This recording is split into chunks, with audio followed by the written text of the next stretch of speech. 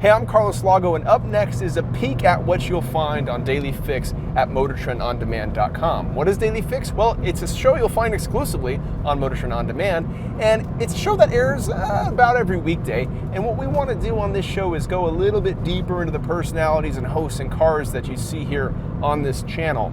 The discussions are more informal, the talk is casual, and we have a lot of fun doing it, and I hope you enjoy watching it. If you do, take a free 30-day trial over at MotorTrendOnDemand.com. If not, hey, it's okay.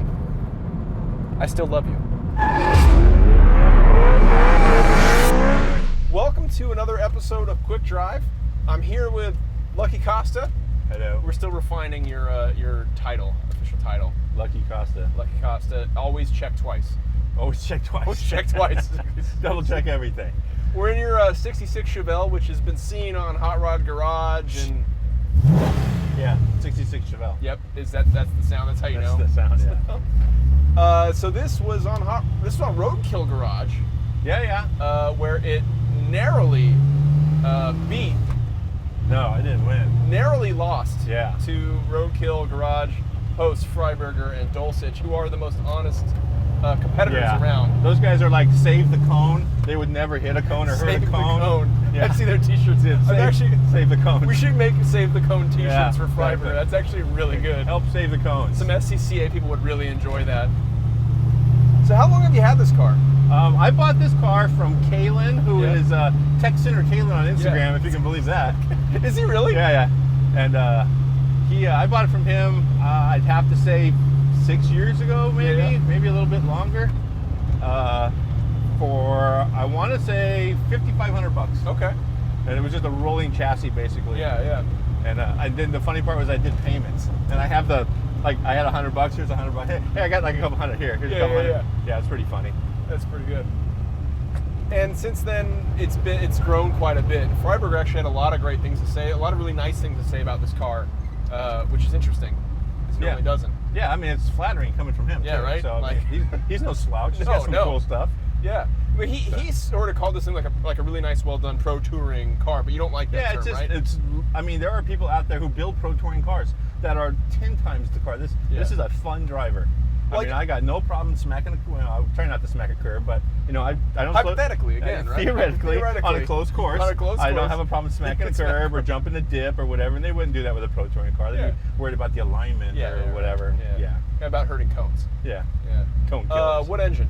This has a 6-liter I got from a buddy at a dealership for $1,000. Really? Yeah, it was that DOD motor, the displacement on demand. Oh, okay. And the lifter had died. Okay. You take all that out when you put it in a regular car anyway. And I was like, yeah, I'll take it, $1,000. Is that an iron or aluminum block? Aluminium. Aluminium. Yeah. The Johnny Lieberman reference there. It's an aluminium block. You want to say aluminum because all the extra words in aluminium make it heavier. Oh, yeah. That's how you want to. Or alloy. It's an alloy. It's an alloy. Okay. Nice. And then this is actually, I admire, like, there's some trick stuff in here. What's this little red switch down here do? That's the joystick. If you push it all the way forward, it makes the back brake super, super hot. So if you stab the brakes, the back wheels will lock up. Not really going fast enough, but yeah, if you go into a turn and it's a closed course, then you push that all the way forward, you stab the brake, the rear end comes around. If you're actually trying to function in the turn, then you pull it back like that, and all four wheels are pretty well adjusted. So more 80% front. Why would you want, on a closed course, why would you want the rear brakes to lock up? If you're really autocrossing or something like that, you don't. You want everything to work smooth because you don't break in turns and stuff like that. But if you want to have some fun, like if you watch the episode when we did the roundup, Hot Rod Garage roundup, we did a little slalom, and then there was a back straightaway, and I just pushed that forward and stabbed the brake and spun the car around a whole butt the other direction, just for having fun. It's fun. So that really is, it's less of like joystick in the traditional sense, but actually like a stick that brings you joy. Part of exactly.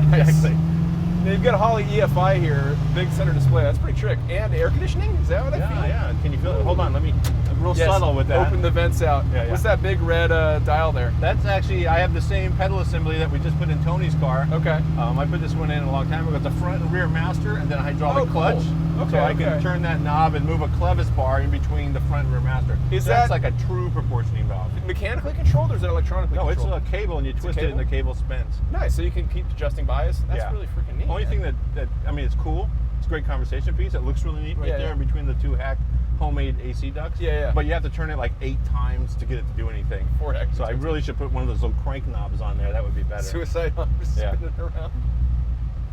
I admire the exterior of this car a lot. I think this car has a really cool look. What was the plan there? Brown. Yeah, oxide brown, which in California, thanks California, it's illegal to shoot oxide. The primer's not available anymore. Yeah. So Kalen, who actually had primered this thing before I got it, had a primer mixed and tinted to this color, and then he let it sit outside forever. So. Yeah, it was engine bay paint, right? Like it's supposed to be paint, right? Engine paint. Engine paint, not engine well, that's what I thought it was originally, but I asked Kalen the other day. He's all, no, it's not. I thought it was the stuff they actually coat the inside of blocks with, but he said it's not. But it's hard as a rock. It comes off in chunks. Oh, really? If I would have on a closed course inadvertently hit something, it comes off in chunks. Is that what that is? Or is that roadkill sticker on the front? Exactly. That's holding the molding on. Yeah. It's attractive and also functional. Functional stickers. And attractive. Yeah. I mean, we should actually probably look at getting some heavy-duty roadkill stickers that actually have some binding, like tape-like properties, because I think these are designed to not come off easy. Yeah. So. You like my street strip clutch? Yeah. It's a little sketchy when you go to take off with it. It's a little more on the strip side. But the one thing is it never slips. Good thing we're on a closed course. On a closed course, of course. A good closed course. So yeah, I've not been able to make this one slip. I went by my buddy's shop with the other clutch, and he's all, do a burnout on a closed course. Yes. And we're in his private parking lot. Yeah. And I revved it up and like launched in second gear because you get that wheel speed up, more smoke, better effects. And the motor was just revving like crazy, and I'm like turning the wheel like, oh yeah. And then I look back there and there's no mark on the ground at all. And then the smell comes out of the valve. That's the worst. I was just like, I gotta go home. That's man. The worst. Yeah, it was sad. That's It was the sad. worst feeling in the world. What's the transmission? It is a T56 out of a GTO. How do you like that? Oh, it's a TR6060, right? From the GTO? Oh, nice. Somebody crashed into a light pole right there. Yeah, on the closed course. Someone must have got off the course right there. They didn't heed the cones. Yeah, they didn't want to save the cones. But no, the T56, I found out there was a guy selling them on Craigslist for like, I want to say $1,200. Yeah. And he worked at a dealership and would do upgrade the second and third gear synchros and all the stuff that these things break with. They like to break. And he sold it to me for cheap. And I called him back like maybe 8 months later because I'm telling people. And he's like, oh, no, I don't sell those for that. It's $2,500 now if I can even get one. They're all pre-sold. Yeah. So, yeah, that was, I lucked out. How do you like the gearbox? I like it. I can't break it. That's good. That's a really nice thing for transmissions to do, not break. Yeah. Right? But, however, I would like to upgrade it. You think Tremec will see this? They might. Yeah, Tremec. Oh, yeah, I love those Tremec transmissions. They're the best. Yeah. Actually, like, we put a Tremec in that 240. It was fantastic. Yeah. It was really like the shift action on it was terrific. It was one of those. It was so close ratio and so much fun to shift. The mechanical feedback on it was really enjoyable. Right. What would you like to put in? Something that I can't break. I can't break this, so. Well, that's good. So you're already there. Yeah.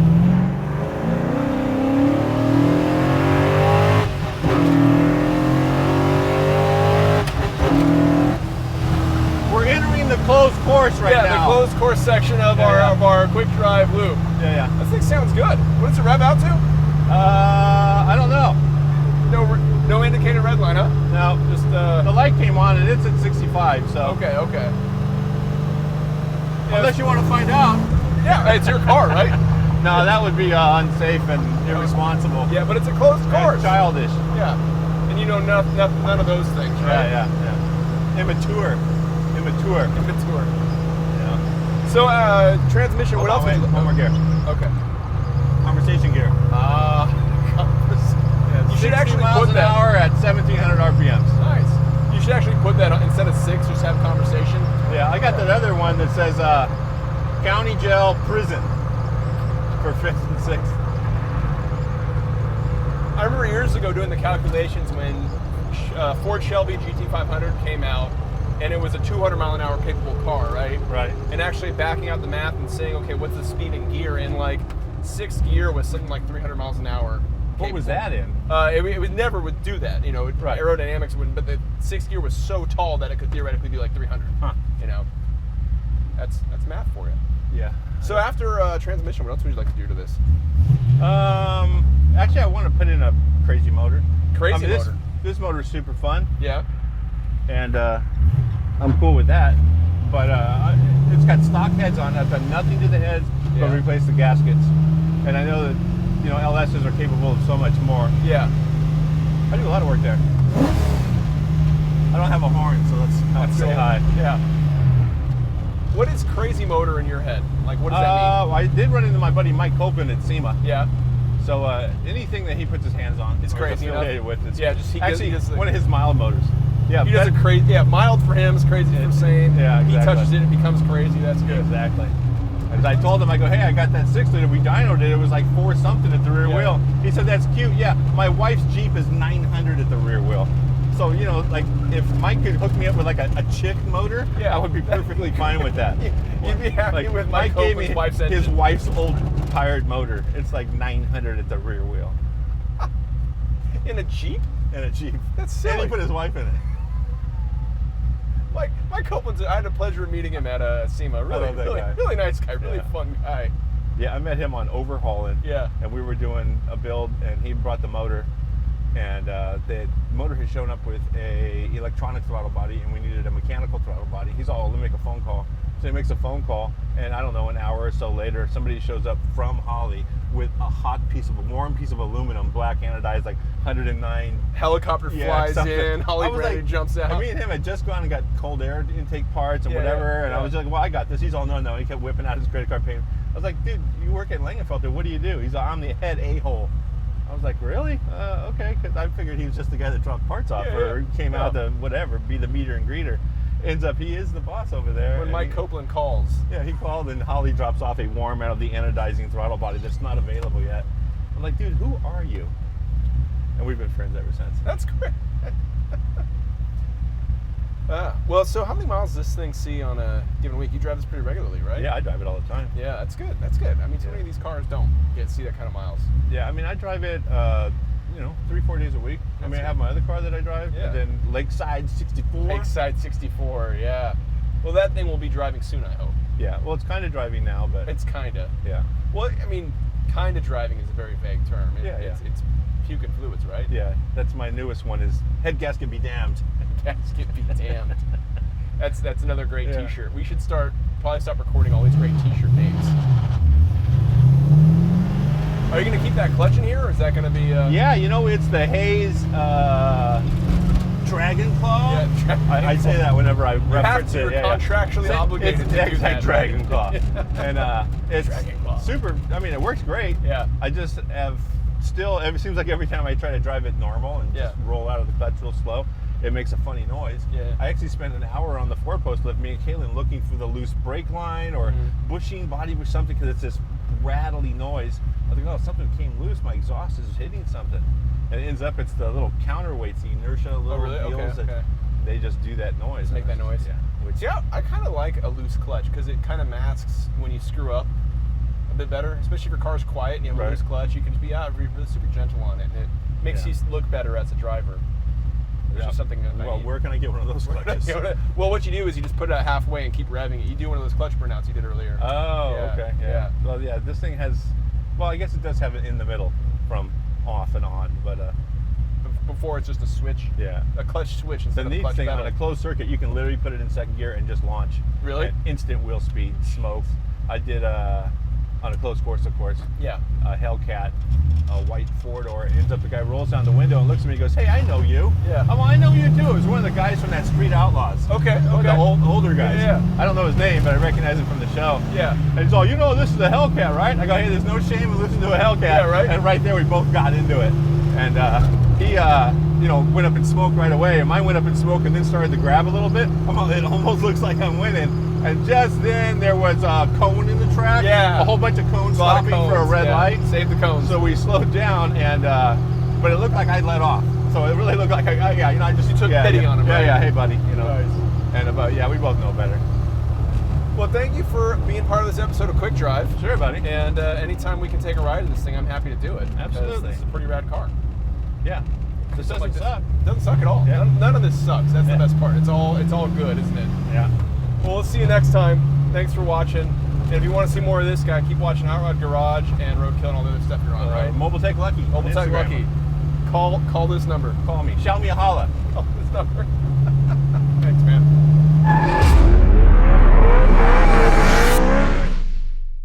Here's what you missed last week on Daily Fix, exclusively on MotorTrend On Demand. Mark IV Supra, it's my dream car. Blown diffuser through the hood. That's some real Formula One stuff. We're putting our professional drift car in a very dangerous position. For this car, we're looking for a little more longevity and not quite the insane response that we might need. Hey, you want to sell that truck? I'm like, no way, SA. I'm Carlos Lago, and if you didn't watch last week's Daily Fix, you should do that now. It's exclusive on MotorTrend.